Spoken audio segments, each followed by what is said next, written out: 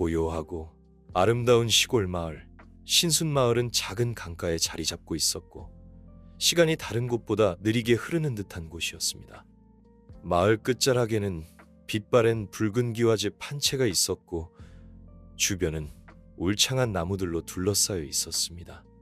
그 집안에는 팔순의 구씨 노인이 아내가 세상을 떠난 후 홀로 살고 있었습니다. 구씨 노인은 한때 가족의 기둥이었고 진정한 농부였습니다. 평생 땅을 일구며 5자녀를 키웠습니다. 아내를 일찍 잃은 구씨 노인은 자식들에게 모든 사랑을 쏟았고 자식들이 제대로 교육받을 수 있도록 한 푼 두 푼 아끼고 모았습니다. 하지만 이제 노년에 접어들어 다리가 불편해지자 그는 외로운 신세가 되었습니다. 정작 그가 애지중지 키운 자식들은 그를 잊어버린 듯 했습니다. 큰아들, 둘째 아들, 셋째 아들, 구씨 노인의 세 아들은 모두 결혼하여 마을 안에 널찍하고 번듯한 집에서 살고 있었습니다. 두 딸, 타오와라는 멀리 시집가서 아버지를 찾아뵙는 일이 드물었습니다. 노년에는 자식들과 손주들 곁에서 평온하게 살 수 있을 거라 생각했던 구씨 노인의 꿈은 이루어지지 않았습니다. 아버지, 저희는 너무 바빠요. 이해해 주세요. 아버지는 아직 건강하시잖아요. 스스로 돌보실 수 있으시잖아요. 큰아들은 한번 찾아왔을 때 마지못해 말했습니다. 구씨 노인은 슬픈 미소만 지을 뿐이었습니다. 그의 눈빛에는 희미한 희망이 담겨 있었지만 자식들이 자신을 돌보지 않기 위해 핑계를 댈 때마다 그 희망은 점점 사라져갔습니다. 예전에 온 가족이 모여 왁자지껄하게 저녁 식사를 하던 모습, 밤이면 모두 모여 이야기꽃을 피우던 추억은 이제 빛바랜 사진처럼 기억 속에만 남아 있었습니다. 어느 날 큰아들이 구씨 노인을 찾아왔습니다. 그는 가족회의에서 결정된 사안을 전달하러 온 것이었습니다. 아버지, 저희는 아버지께서 여기 혼자 계시는 것이 불편하다고 생각했습니다. 정원 끝에 있는 오래된 헛간이 있잖아요. 그걸 조금 수리해서 아버지께서 그곳으로 거처를 옮기시는 게 어떨까요? 우물도 가깝고 생활하시기에 편리할 겁니다. 큰 집에는 사람들이 자주 드나드니 불편하실 수도 있잖아요. 구씨 노인은 할 말을 잃었습니다. 큰아들이 말한 헛간은 이 땅에서 가장 오래된 건물이었고 원래 농기구를 보관하는 용도로만 사용했던 곳이었습니다. 낡아빠진 초가지붕은 군데군데 구멍이 나 있었고 비바람이 몰아치는 날이면 물이 새는 곳이 한두 곳이 아니었습니다. 거기서 어떻게 지내라는 말이냐, 누가 나를 돌봐주겠느냐, 구씨 노인은 목이 메어 떨리는 목소리로 물었습니다. 저희가 돌아가면서 아버지께 식사를 가져다 드리겠습니다. 자식들에게 짐이 되고 싶지 않은 구씨 노인은 고개를 끄덕일 수밖에 없었습니다. 헛간으로 거처를 옮기는 날, 그는 낡은 옷 몇 벌과 해진다며 한 장, 그리고 오래된 라디오 하나만 챙겼습니다. 평생을 살아온 구씨 노인의 삶이 이제 몇 가지 낡은 물건으로 축약되는 것 같았습니다. 헛간에서의 첫날 밤, 구씨 노인은 낡은 나무 침대에 앉아 틈새로 새어나오는 불빛을 바라보았습니다. 큰 집에서는 자식들의 웃음소리가 바람에 실려 들려왔지만 그는 더 이상 그 가족의 일원이 아니었습니다. 구씨 노인은 조용히 앉아 주름진 얼굴에 눈물을 흘렸습니다. 구씨 노인의 이야기는 금세 마을 전체에 퍼졌습니다. 지나가던 한 할머니는 고개를 저으며 말했습니다. 평생 자식들을 키웠는데 이제 와서 헛간으로 내쫓다니 인과응보라는 말이 헛말이 아니야. 그날 이후 구씨 노인은 가족의 삶에서 완전히 배제되었습니다. 그는 홀로 외롭고 고된 나날을 보내게 되었습니다.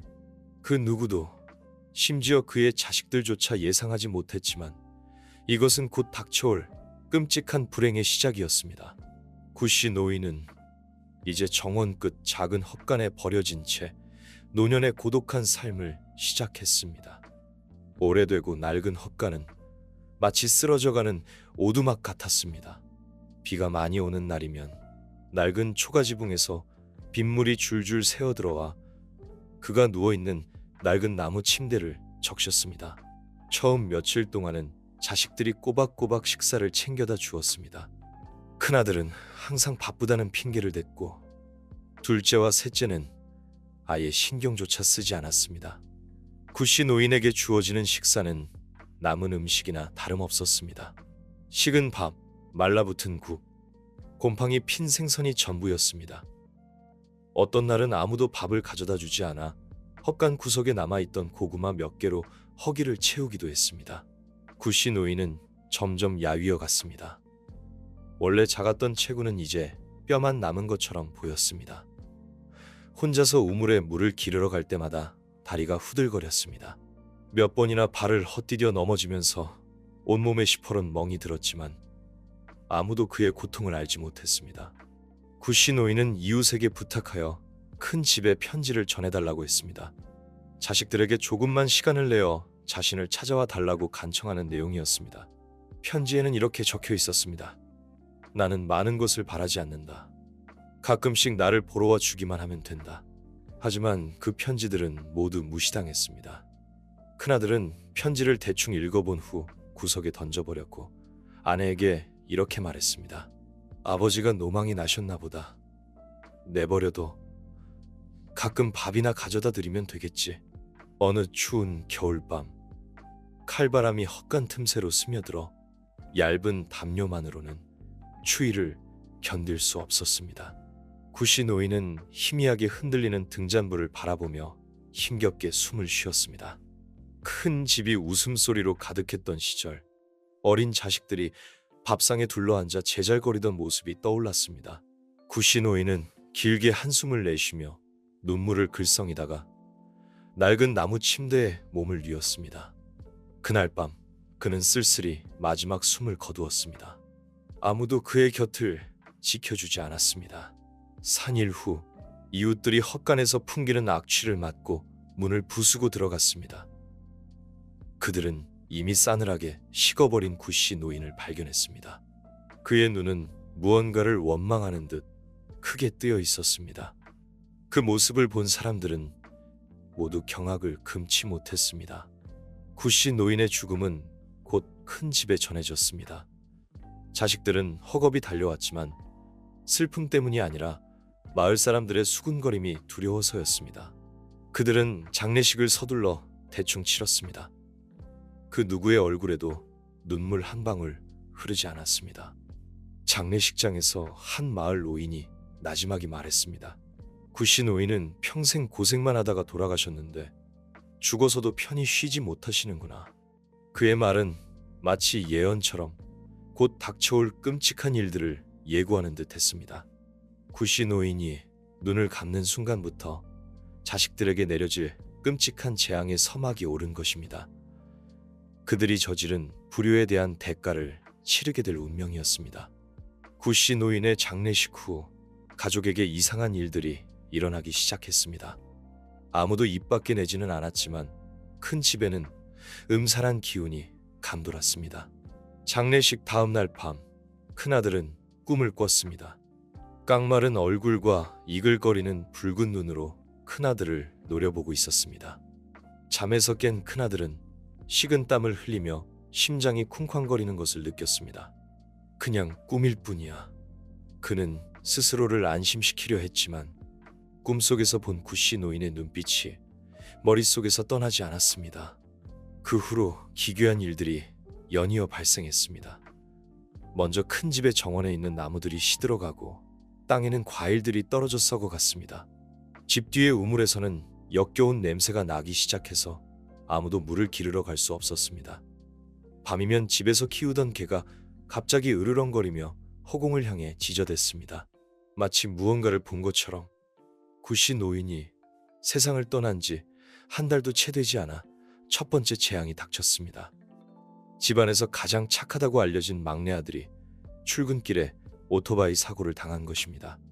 그는 전봇대에 정면으로 충돌하여 다리가 부스러지는 중상을 입고 병원에 입원했습니다.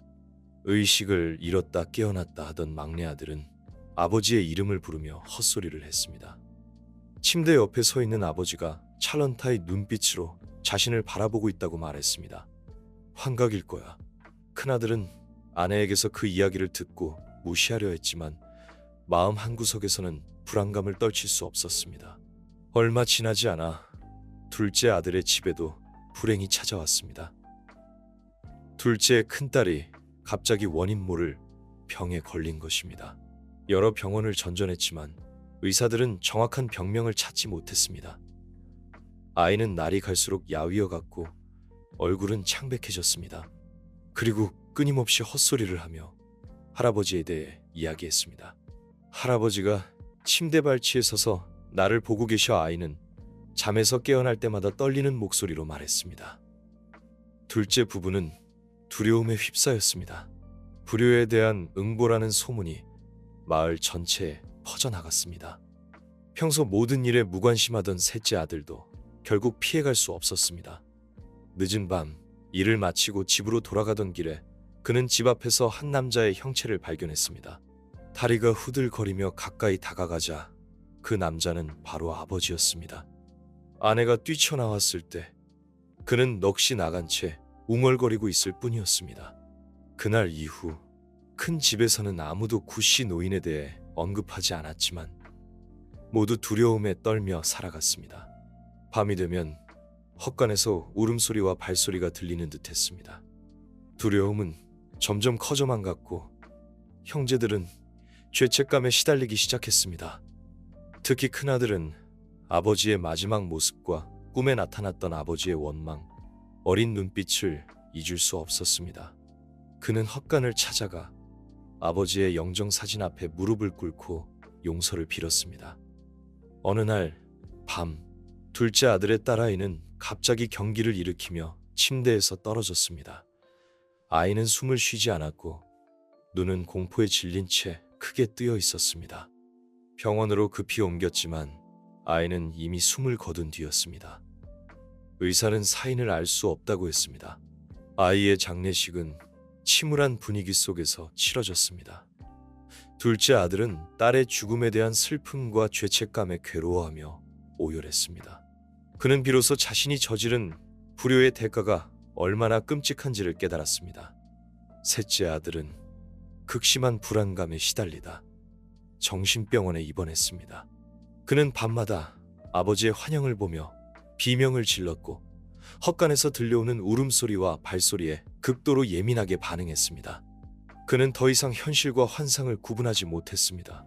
큰아들은 가족의 비극을 막기 위해 무당을 찾아갔습니다. 그는 진심으로 참회하고 용서를 빌어야만 구씨 노인의 영혼을 달랠 수 있다고 조언했습니다. 큰아들은 동생들과 함께 헛간으로 가서 아버지의 영정 앞에 다시 무릎을 꿇었습니다. 그들은 눈물을 흘리며 과거의 잘못을 뉘우치고 용서를 빌었습니다. 그들은 아버지에게 버려진 헛간을 허물고 그 자리에 아버지를 위한 작은 사당을 지었습니다. 매일 아침 그들은 사당에 모여 아버지를 위한 제사를 지냈습니다. 시간이 흘러 마을 사람들은 구씨 노인의 이야기를 잊어갔습니다. 하지만 큰아들과 동생들은 아버지에 대한 죄책감을 평생 안고 살아갔습니다.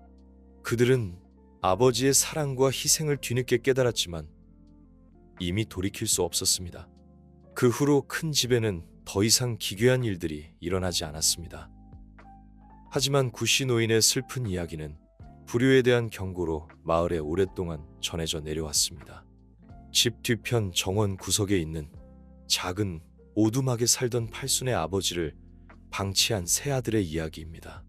아버지는 병들고 쇠약해졌지만 아들들은 아버지를 돌보는 대신 재산 분배에만 관심을 가졌습니다. 큰아들은 아버지를 정원 구석 오두막으로 내쫓았고 둘째 아들은 아버지의 병원비를 내는 것을 거부했으며 결국 아버지는 쓸쓸히 세상을 떠났습니다. 아버지의 장례식 후 이상한 일들이 벌어지기 시작했습니다. 밤마다 정원에서 기이한 소리가 들리고 집안 곳곳에 찬 기운이 감돌았습니다.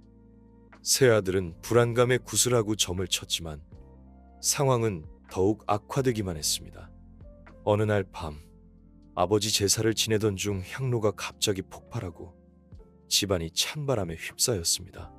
구슬하던 무당은 집안에 원한이 가득하다며 제사나 구슬로는 해결할 수 없는 일이라고 말했습니다. 그 후 재앙이 세 아들에게 닥치기 시작했습니다. 큰아들은 사업이 망하고 둘째 아들은 간병에 걸려 건강이 악화되었으며 셋째 아들은 밤마다 악몽에 시달렸습니다. 악몽 속에서 아버지가 나타나 나를 잊었느냐? 너는 나에게 빚이 있다. 라고 속삭였습니다. 큰아들은 악몽 속에서 본 아버지의 모습을 현실에서 마주하게 되고 그 충격으로 건강이 급격히 나빠졌습니다.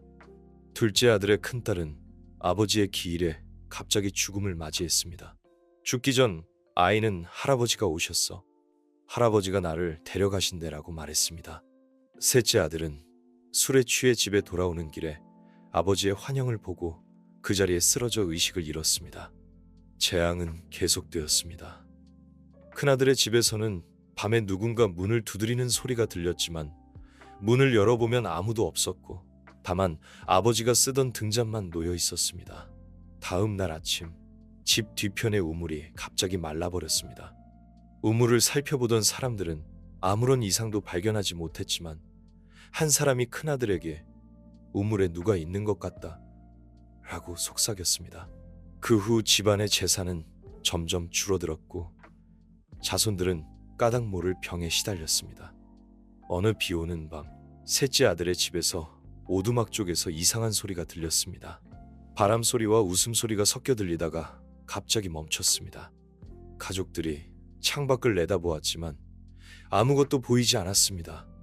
오두막으로 달려가 문을 열어보니 재단에 있어야 할 아버지의 사진이 흙투성이가 된 채 침대 위에 놓여 있었습니다. 아무도 감히 사진에 손을 대지 못했습니다. 이 모든 사건은 시작에 불과했습니다. 아버지의 원하는 것은 회오리 바람처럼 가족의 평화를 휩쓸어 버렸습니다. 아버지는 단순히 자식들의 불효를 벌한 것이 아니라 그들이 평생 죄책감과 두려움 속에서 살게 만들었습니다. 연이은 재앙으로 가족은 예전처럼 부유하고 행복하지 않았습니다. 남은 것은 육체적, 정신적으로 피폐해진 사람들 뿐이었습니다. 재산은 사라지고 건강은 악화되었으며 서로에 대한 원망은 가족들을 더욱 멀어지게 만들었습니다. 멀리 떠나 있던 막내딸 타오는 이 소식을 듣고 집으로 돌아왔습니다. 그녀는 집안에 이상한 기운이 감돌고 있음을 느꼈습니다. 타오는 오두막에 있는 아버지의 유품들을 발견했습니다. 낡은 등잔, 빛바랜 사진, 그리고 아무도 열어보지 않은 편지 한 통이 있었습니다. 아버지가 마지막 날들에 쓴 편지였습니다. 떨리는 글씨였지만 내용은 분명했습니다. 너희를 원망하지 않는다. 서로 사랑하고 보살피며 살아가기를 바란다. 내 삶은 고달팠지만 너희는 행복하게 살기를 바란다. 하지만 나를 잊는다면 업보에서 벗어날 수 없을 것이다. 편지를 읽고 타오는 울음을 터뜨렸습니다.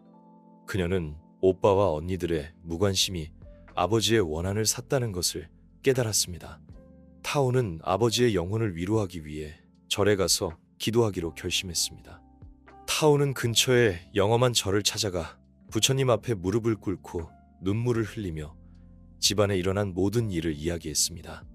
인과응보는 피할 수 없지만 진심으로 참회하고 선행을 베푼다면 원한을 풀 수 있습니다. 스님은 타오에게 아버지를 위한 큰 제사를 지내고 오빠와 언니들도 참여하여 회개하도록 권했습니다. 처음에는 아무도 듣지 않았습니다. 그들은 지쳤고 모든 불행은 우연의 일치라고 생각했습니다. 하지만 타오는 포기하지 않았습니다. 그녀는 아버지의 편지와 옛날에 행복했던 추억들을 이야기하며 그들의 마음을 움직였습니다. 마침내 오빠와 언니들은 타오와 함께 제사를 지내기로 동의했습니다. 제사는 엄숙하게 진행되었습니다. 가족들은 제단 앞에 무릎을 꿇고 향을 피우며 참회의 기도를 올렸습니다. 고요한 공간에 간절한 기도 소리가 울려 퍼졌습니다. 제사 후 집안의 이상한 현상들은 점차 사라졌습니다. 정원의 나무들은 다시 푸르게 변했고 우물물은 맑아졌습니다. 더 이상 아무도 아버지의 환영을 보지 않았지만 그들의 마음속에는 아버지의 모습이 더욱 선명하게 새겨졌습니다. 하지만 원한은 어느 정도 풀렸지만 불효의 결과는 여전히 남아 있었습니다. 큰아들은 늙고 병든 몸으로 힘겹게 살아갔고, 둘째 아들은 병에서 나았지만 과거의 일에 대한 죄책감에 시달렸습니다. 가족은 뿔뿔이 흩어졌고 각자 자신의 업보를 짊어지고 살아가게 되었습니다. 타오는 꾸준히 선행을 베풀고 절에 다니며 아버지와 가족을 위해 기도했습니다. 인과응보는 누구도 피할 수 없지만 누구에게나 잘못을 바로잡을 기회가 있습니다. 우리는 잘 살아야 합니다.